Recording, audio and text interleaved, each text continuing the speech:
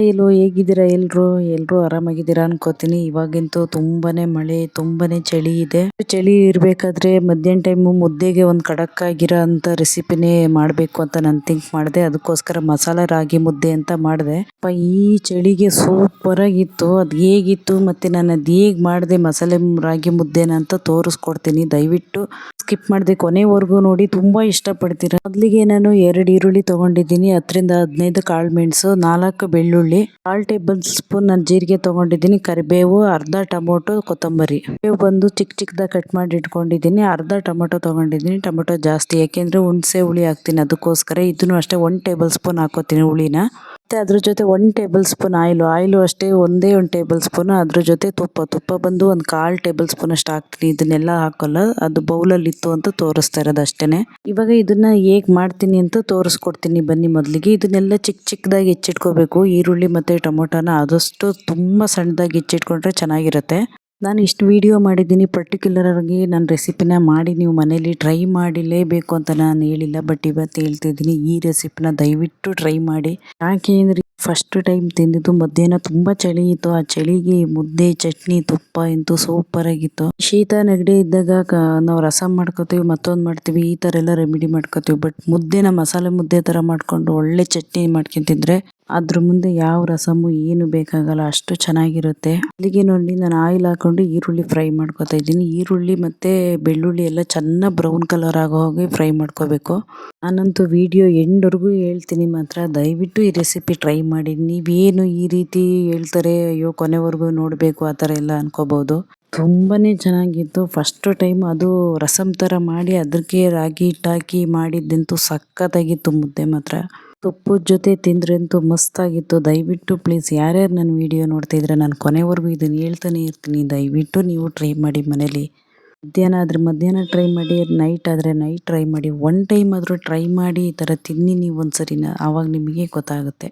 ನೋಡಿ, ಈರುಳ್ಳಿ ಮತ್ತು ಬೆಳ್ಳುಳ್ಳಿ ಎರಡೂ ಅಷ್ಟೇ ಚೆನ್ನಾಗಿ ಬ್ರೌನ್ ಕಲರ್ ಆಗೋವರೆಗೂ ಫ್ರೈ ಮಾಡ್ಕೊಂಡಿದ್ದೀನಿ. ಇವಾಗ ಟೊಮೊಟೊ, ಮೆಣಸುಕಾಳು ಮತ್ತು ಜೀರಿಗೆ ಚೆನ್ನಾಗಿ ಎಲ್ಲನೂ ಅದು ಅಷ್ಟೇ ಸ್ಮ್ಯಾಶ್ ಆಗಬೇಕು. ಟೊಮೊಟೊ ಆ ರೀತಿ ಬಾಯಿಗೆಲ್ಲ ಸಿಗಬಾರ್ದು, ಏಕೆಂದ್ರೆ ಮುದ್ದೆ ನಾವು ಅದಕ್ಕೆ ರಾಗಿ ಹಿಟ್ಟು ಹಾಕೋದ್ರಿಂದ ಚೆನ್ನಾಗಿ ಸ್ಮ್ಯಾಶ್ ಆಗಬೇಕು. ಇದಕ್ಕೆ ನಾನು ಕರಿಬೇವು, ಕೊತ್ತಂಬರಿ, ಜೀರಿಗೆ ಎಲ್ಲ ಹಾಕೊಂಡು ಚೆನ್ನಾಗಿ ಫ್ರೈ ಮಾಡ್ತೀನಿ. ಒಂದು 2-3 ಆ್ಯಕ್ಚುಲಿ ನಾನು ಫ್ರ್ಯಾಂಕಾಗಿ ಒಂದು ಮಾತು ಹೇಳ್ತೀನಿ, ನನಗೆ ಮಾಡಿ ತಿನ್ನಬೇಕಾದ್ರೆ ಎಷ್ಟು ಖುಷಿ ಆಯಿತು, ಇವಾಗ ನನಗೆ ವಾಯ್ಸ್ ಕೊಡಬೇಕಾದ್ರೂ ಅಷ್ಟು ಖುಷಿ ಇದೆ. ನಮ್ಮ ಮನೇಲಿ ಆ್ಯಕ್ಚುಲಿ ಮಧ್ಯಾಹ್ನ ಮುದ್ದೆ ತಿನ್ನುವಂಥ ಬೈಯೋರು, ನಾನು ತಿಂತಿರಲಿಲ್ಲ. ಬಟ್ ಇವತ್ತು ಬೇಡ ಮುದ್ದೆ ಜಾಸ್ತಿ ಅನ್ನೋವರೆಗೂ ನಾನು ಒಂದು ಮುದ್ದೆ ಫುಲ್ ತಿಂದಿದ್ದೀನಿ, ಅಷ್ಟು ಚೆನ್ನಾಗಿತ್ತು. ಫೈನಲಿ ಇವಾಗ ಆಲ್ಮೋಸ್ಟ್ ಇದಾಗಿದೆ. ಇದಕ್ಕೆ ನಾನು 1/4 ಟೇಬಲ್ ಸ್ಪೂನ್ ಅಷ್ಟು ತುಪ್ಪ ಹಾಕೋತೀನಿ. ತುಪ್ಪ ಜಾಸ್ತಿ ಹಾಕಲ್ಲ, 1/4 ಟೇಬಲ್ ಸ್ಪೂನ್ ಹಾಕ್ಕೊಳ್ತೀನಿ ಅಷ್ಟೇ. ನನಗಂತೂ ಇವತ್ತಿನ ರೆಸಿಪಿನಲ್ಲಿ ನನಗೆ ಎಷ್ಟು ಹೇಳಿದರೂ ಸಾಕಾಗ್ತಾ ಇಲ್ಲ. ಬಟ್ ಏನು ಮಾಡೋದು, ನಿಮಗೆಲ್ಲ ಬೋರ್ ಆಗುತ್ತೆ ಮತ್ತು ವಿಡಿಯೋ ಲಾಂಗ್ ಆಗುತ್ತೆ ಅನ್ನೋದಕ್ಕೋಸ್ಕರ ನಾನು ಅಷ್ಟು ಕಂಟ್ರೋಲ್ ಮಾಡ್ತಿದ್ದೀನಿ. ಚೆನ್ನಾಗಿ ಬೇಯಿಸ್ಕೊಂಡಿದ್ದೀನಿ. ಉಪ್ಪು ಕೂಡ ಸ್ವಲ್ಪ ಹಾಕೋಬೇಕು, ಯಾಕೆಂದ್ರೆ ಚಟ್ನಿಗೂ ಉಪ್ಪು ಹಾಕ್ತೀವಿ, ಅದಕ್ಕೋಸ್ಕರ ಉಪ್ಪೆಲ್ಲ ಜಾಸ್ತಿ ಹಾಕೋಬಾರ್ದು. ನಾನು ಬಂದು 2 ಮುದ್ದೆ ಆಗೋ ಹಾಗೆ ಮಾಡ್ಕೋತಾ ಇರೋದು. ಈ ಕಪ್ ಬರುತ್ತಲ್ಲ, ಅದರಲ್ಲಿ ನಾನು 2 ಕಪ್ ನೀರು ಹಾಕ್ಕೊಳ್ತೀನಿ. ಇವಾಗ ಇದು ಮಾಮೂಲಿ ಕುದಿಬೇಕು, ಕುದಿಯೋವರೆಗೂ ನಾನು ಬಿಡ್ತೀನಿ. ಇವಾಗ ಇದಕ್ಕೆ ನಾನು 1/4 ಟೇಬಲ್ ಸ್ಪೂನ್ ಅಷ್ಟು ಉಪ್ಪು ಹಾಕೋದು. 1/4 ಟೇಬಲ್ಸ್ಗಿಂತನೂ ಕಡಿಮೆನೇ ಉಪ್ಪು ಹಾಕೋತೀನಿ. ಯಾಕೆ ಅಂದರೆ ನಾವು ಆಲ್ರೆಡಿ ಚಟ್ನಿಗೆ ನಾವು ಉಪ್ಪು ಹಾಕಿರ್ತೀವಿ, ಮುದ್ದೆಗೆ ಸ್ವಲ್ಪ ಜಾಸ್ತಿ ಉಪ್ಪಾದರೂ ಉಪ್ಪಾಗ್ಬಿಡುತ್ತೆ, ಅದಕ್ಕೋಸ್ಕರ ನೋಡೇ ಹಾಕೋಬೇಕು. ಇದು ಕುದೀತಾ ಇರಲಿ, ಅಷ್ಟೊತ್ತಿಗೆ ಚಟ್ನಿ ಮಾಡ್ಕೋತೀನಿ. ಚಟ್ನಿ ಅಂದರೆ ಆಲ್ರೆಡಿ ನಾನು ಕೆಂಪು ಚಟ್ನಿ ರೆಸಿಪಿ ಹಾಕಿದ್ದೀನಿ, ತೋರಿಸ್ತಿದ್ದೀನಿ. ಇವಾಗ ಅದಕ್ಕೆ ಸಿಂಪಲಾಗಿ ರುಬ್ಕೊಳ್ತಿರೋದು ಅಷ್ಟೇ ತೋರಿಸ್ತಾ ಇರೋದು. ಇವಾಗ ನಾನು ಇದನ್ನೆಲ್ಲ ಆಯಿಲೆಲ್ಲ ಫ್ರೈ ಮಾಡ್ಕೊಂಡಿದ್ದೀನಿ. ಇವಾಗ ಇದು ಚೆನ್ನಾಗಿ ಕುದ್ದಿದೆ. ನಾನು ಇವಾಗ ಇದಕ್ಕೆ ಹಿಟ್ಟು ಹಾಕ್ಕೊಳ್ತೀನಿ. ನೀರೆಲ್ಲ ಚೆನ್ನಾಗಿ ರಸಂ ಥರನೇ ಕುದ್ದಿದೆ. ಅದು ರಸಂ ಥರನೇ ಟೇಸ್ಟ್ ಬರೋದು ಕೂಡ.